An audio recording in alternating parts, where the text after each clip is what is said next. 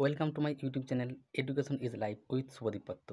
আজকের ভিডিওতে আমি আলোচনা করব যারা নতুন প্রাইমারি টেট দিচ্ছেন 2024-এ যারা প্রাইমারি টেট দিবেন এবং পরবর্তীকালেও যারা দিবেন, প্রাইমারি টেটের সাথে সাথে আর কোন সরকারি চাকরির পরীক্ষাগুলো প্রিপারেশন নিলে আপনাদের জন্য ভালো হবে, মানে কোনগুলো পরীক্ষাগুলো দিলে প্রাইমারি টেটের সাথে সুবিধা হবে, বা একসাথে প্রাইমারি টেটের সাথে আর কোন চাকরির প্রিপারেশনগুলো নিলে ভালো হয়, সব থেকে সুবিধা হয়, প্রাইমারি টেটটাও হবে এবং অন্য পরীক্ষাগুলোও নিতে পারবেন প্রিপারেশন।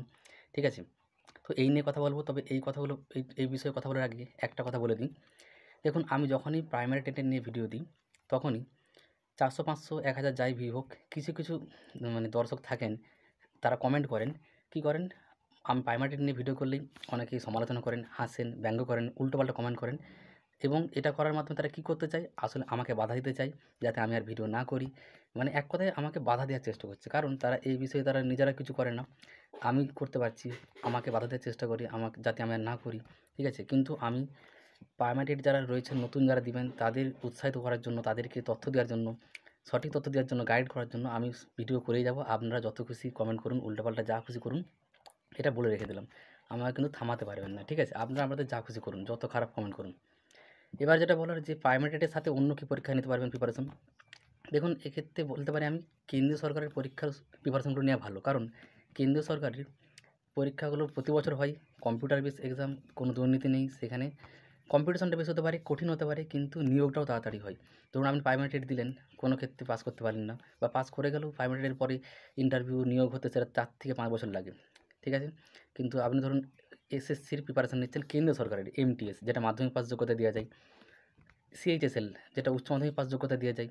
আপনি প্রাইমারি টেট দিচ্ছেন মানে উচ্চ মাধ্যমিক পাস রয়েছেন, কেউ কেউ তো গ্র্যাজুয়েশনও থাকবে, তারা সিজিএলও দিতে পারে। তো এই 3টা exam preparation, MTS, CHSL, CGL, এই 3টা প্রিপারেশন নিতে পারেন প্রাইমারি টেটের সাথে সাথে।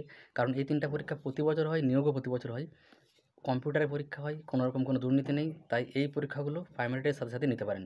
ঠিক আছে, এই 3টা পরীক্ষা সবথেকে ভালো হবে। এছাড়াও রয়েছে ধরুন ব্যাংকের পরীক্ষা রয়েছে, যারা গ্র্যাজুয়েশন রয়েছেন, গ্র্যাজুয়েশন ভালো নাম্বার আছে এবং অঙ্কে এবং অঙ্কে খুব ভালো যারা, তারা প্রাইমারি টেটের সাথে সাথে ব্যাংকেরও প্রিপারেশন নিতে পারেন। কারণ ব্যাংকেরও 1 বছরের মধ্যে নিয়োগ হয়ে যায় যদি আপনি পরীক্ষায় ক্র্যাক করতে পারেন। ঠিক আছে, সেখানে পরীক্ষাটা একটু কঠিন হয় কিন্তু হয়ে যায়। এছাড়াও এই 4টে হলে সবথেকে ভালো, যেহেতু প্রতি বছর হয়, কোনো রকম দুর্নীতি নেই।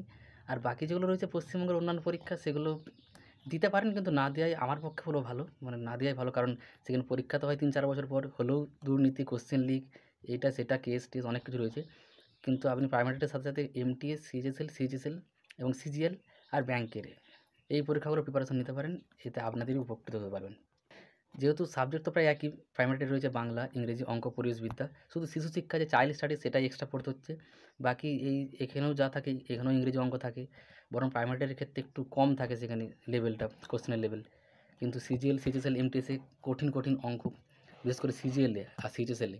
এমটিএসে তাও একটু সোজা, সেখানেও অঙ্ক, ইংরেজি এসবই থাকে। জেনারেল স্টাডিজ একটু বাড়তা বেশি পড়তে হয়, কিন্তু প্রাইমারিটার ক্ষেত্রে আমাকে বরং কম পড়তে হচ্ছে। বাংলা, ইংরেজি, অঙ্ক, পরিবেশবিদ্যা আর শিশু শিক্ষা, চাইল্ড সাইকোলজির জন্য একটা আলাদা বই পড়তে হচ্ছে, যেটা ওই ব্যাংকে এবং সিজিএল, সিএইচএসএল, এমটিএসের পরীক্ষায় লাগছে না। তো এই পরীক্ষাগুলোর সাথে সাথে নিতে পারেন এবং অবশ্যই নিন বলব প্রাইমারির সাথে সাথে পরীক্ষার প্রিপারেশন অন্য নিন। কারণ প্রাইমারিটির পরীক্ষা হওয়ার পরেও পাস করে গেলেও নিয়োগ হবে 3 থেকে 4 বছর, 5 বছর পর।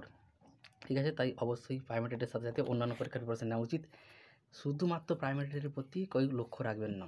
ঠিক আছে, আর শেষেও আরেকবার বলে দিই, যারা আমাকে নানা রকম কমেন্ট করে আর উল্টোপাল্টা কমেন্ট করে আমাকে ভিডিও করা থেকে থামাতে চাইছেন, তারা করতে পারেন। আপনারা আমাদের যা খুশি করে যান, আমি কিন্তু ভিডিও করা কখনোই থামাবো না, তাদেরকেও এটা ভিডিওর মাধ্যমে বলে রেখে দিলাম।